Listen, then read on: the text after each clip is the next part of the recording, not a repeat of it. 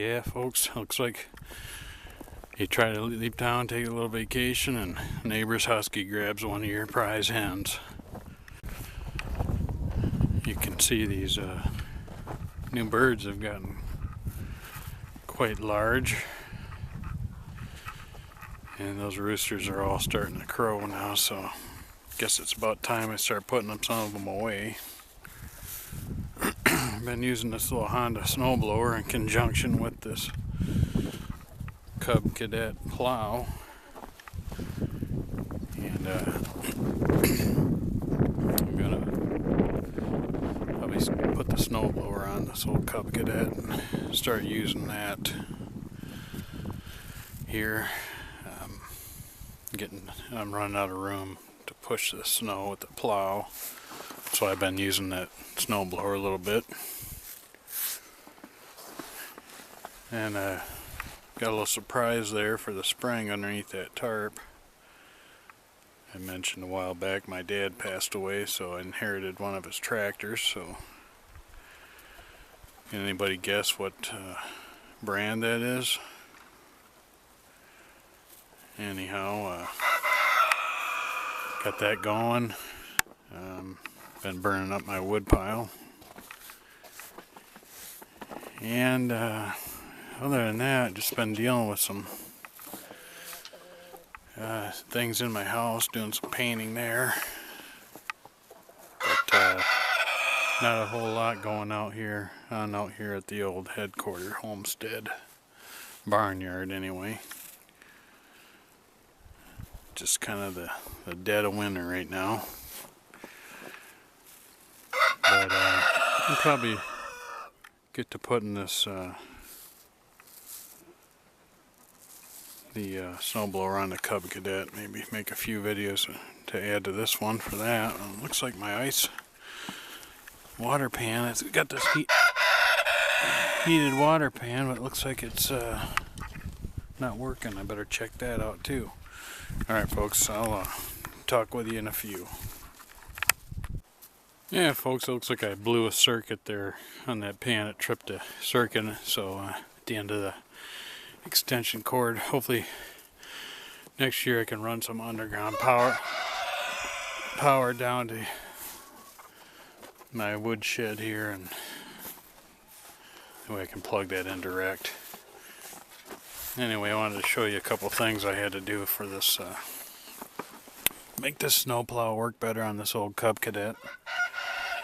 First off, is I put a chain on here. Might have mentioned that in the past for raising and lowering the plow. The steel rod that was going through there was getting worn, so added that chain, and then also this little lever up under here locks that in place. I had that come undone quite a few times, and put the tractor in reverse, and the plow slides off, so then you got to get off and remount that. And mounting it is like the stars practically have to align in order to, because there's two connections, one here and then one under here,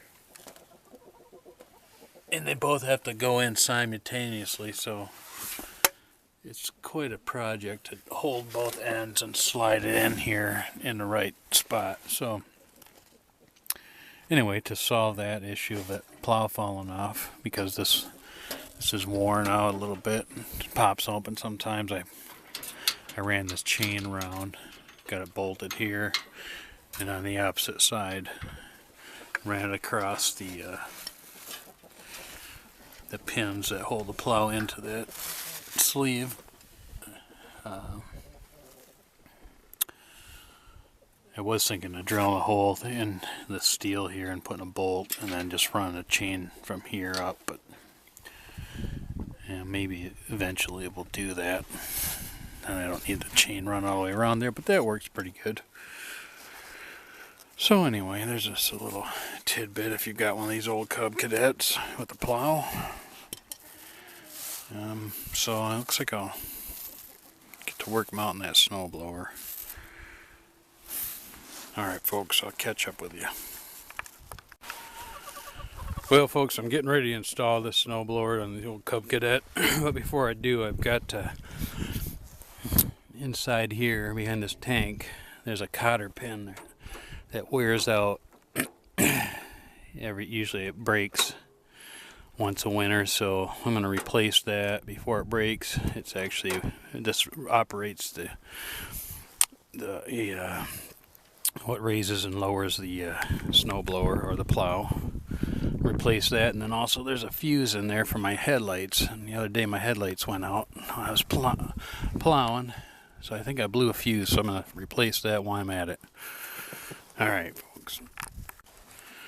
Alright folks, I got this gas tank out of the way. Now I can get in here. I don't know if you can see, but I'm back. See if I can zoom in on it.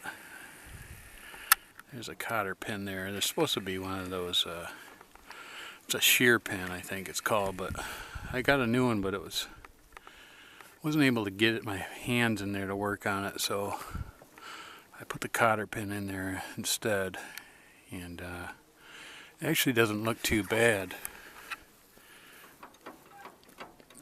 But what happens, you keep moving this, raising and lowering the bucket or the plow.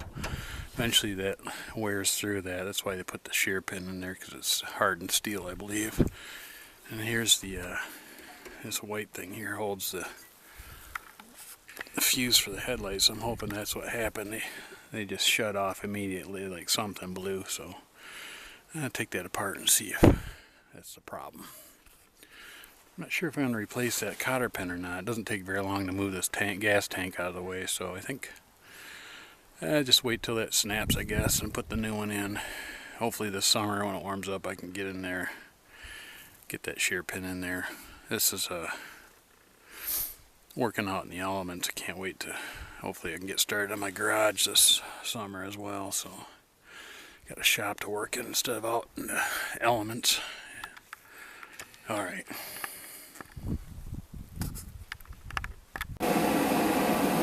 Well folks, I figured out a way to get this old cold-blooded Cub started on these cold days. Got this little propane salamander heater. And I leave this tarp on it. And heats that block up pretty good. 5-10 minutes or so. Then I pull the plug out after I shut this off, of course. Pull the plug out, prime it with some gas in that cylinder. And I've been keeping the battery in my shop too, so I'll bring that out, put that in. Usually fires right up, so it seems to be, if I had a garage, it'd be a little different story. I could probably keep it warm enough to start, but that's what I got to do to keep this baby going, to get it going in the winter. I don't run it. Maybe I haven't had this run in a couple weeks, so she gets a little cold-blooded. Okay. Okay, folks. Woo, getting a pretty good snow squall right now. Anyway, I got this heater, this motor heated up, shut off that flame because I'm messing with gas right now. So I'm gonna pull this plug and prime it. That cylinder, after not using it, just kind of dries up, and so spray a little gas in there, and made this primer bottle out of an old water bottle. Spray that right in that cylinder a little bit.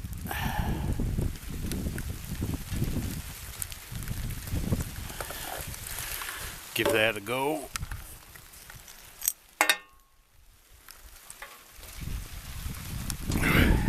Snowing pretty good. Might have to actually use a snowblower today once I get it mounted.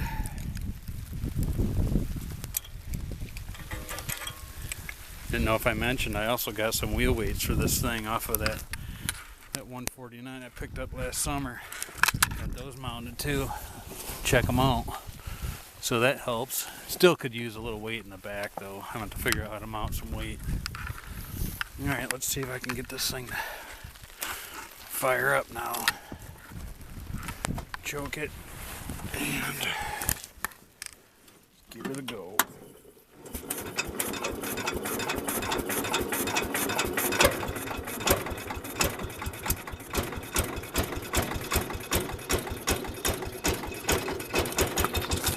we go.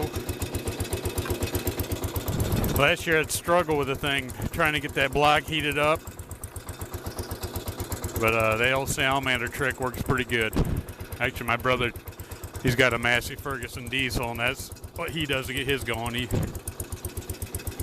gave me that little tip. All right, next thing is I got to get this plow off of it, so I can mount that snowblower. Catch you in a few.